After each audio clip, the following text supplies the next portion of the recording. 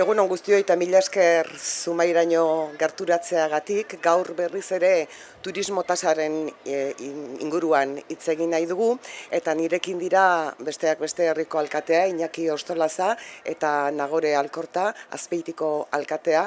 Beraiek dira besteak beste Gipuzkoan alegazioak aurkeztu dituzten bi udaletako ordezkariak. Esan dugu orain baino lehenago Euskal Herria Bildurentzat garrantzitsua dela tasa turistikoa, urte asko daramatzago hau esaten, eta esan dugu orain baino lehenago gainera bat gatozela bere helburuekin eta bere izaerarekin ere.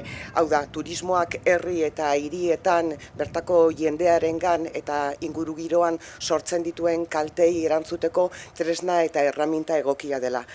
Gaur egungo turismo ereduak gure ustez beste hausnarketa batzuk ere behar ditu, baina argi eta garbi esango dugu turismo tasa ere oso garrantzitsua dela.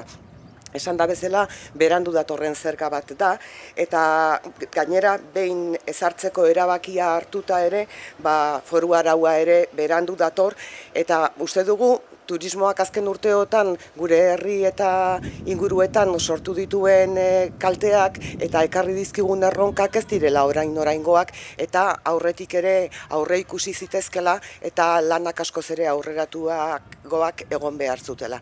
Iruditzen zaigu beste behin ere presaka eta era desegokian ari dela Eusko Alderdi Jeltzalea, eta orain arte erronka honi erantzun ez diotenek ez daukatela sinesgarritasunik momentu honetan egoera honek sortzen dituen eta dituen erronkak konpontzeko. Urtetan instituzio nagusietan aritu dira eta ez dira gauza izan erronka honi erantzun bat emateko eta. Eta adibidez Donostiako alkatearen kasua ikusten dugu, 10 urte berandu iritsi da turismo tasara, kontuan izan da bera gainera turismo zinegotzia izan dela, eta ondorioz Donostiako egoeraren erantzule nagusietako bat izan dela.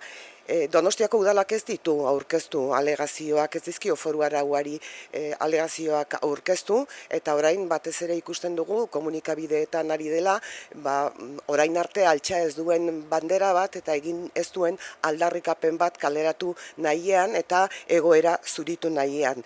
Euskal Herria Bilduk zentzu horretan beste gobernantza eredu bat aldarrikatzen du, egoerari aurre hartu, epe luzeko ikuspegiarekin, eta behin eta norma edo foru araua iritsi denean gauzak ongi, gauzak serio egitearena, hain zuzen ere sektorea, udalak eta zerga honek ikutuko dituen atal eta alor guztietan segurtasuna egon dadin.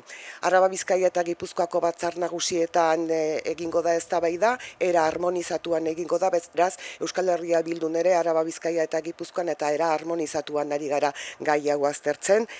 Orain aurreproiektuaren alegazio fasean norbanakoen, sektore eragileen eta udalen ekarpenak jasotzen ari dira. Gipuzkoaren kasuan lehen esan dizu edan bezala Zumaia da alegazioak aurkeztu dituenetako bat, Azpeitia da beste bat, eta Segura eta Araba, Bizkaia eta Gipuzkoan beste hainbat herrik beste horren beste egingo dute. Behin alegazio horiek aurkeztuta, eztabaida zabalduko da batzar nagusietan eta negoziazio fasean sartuko gera eta hortik aurrera iritsiko da arauaren onarpena. Oro har Euskal Herria Bilduk egin dituen zuzenketen bidez edo alegazioen bidez esan nahi dizuena da batez ere udal txikienei eta establezimentu txikienei nahi diegula lagundu, ezta izan ere zergaren aplikazio praktikoak karga administratibo gehigarria ekarriko du, eta hori ahalik eta gehien arintzea ezinbestekoa dela uste dugu. Eta ulertzen dugu hori ongi egiteko eta hori eraserioan egiteko udalek ere beharrezkoa dutela denbora bat araua nola aplikatuko duten ongi eta zehatz jakiteko. Zergaren aplikazioak karga administratibo gehigarria ekarriko duenez bestalde diputazioei ere eskatzen diegu, eta kasu honetan Gipuzkoako diputazioari ere eskatzen diogu jarri ditzala udalen esku behar dituzten tresna nagusiak kudeaketa egoki aurrera eraman ahal izateko. arauari aurkeztutako ekarpenetatik beste bat ere azpimarratu nahi nuke, zerga politikarekin oro har zerikusia duena eta etxebizitza krisiarekin zerikusia duena, eta zentzu horretan uste dugu etxebizitza politikak eta turismo politikak era paraleloan ere aztertu behar direla, besteak beste ongi dakizuen bezala pisu turistikoek merkatua asko garestitu dutelako eta herritarrak gainera desplazatu egin dituztelako. Beraz, gure alegazioetan gai hau ere presente egongo da.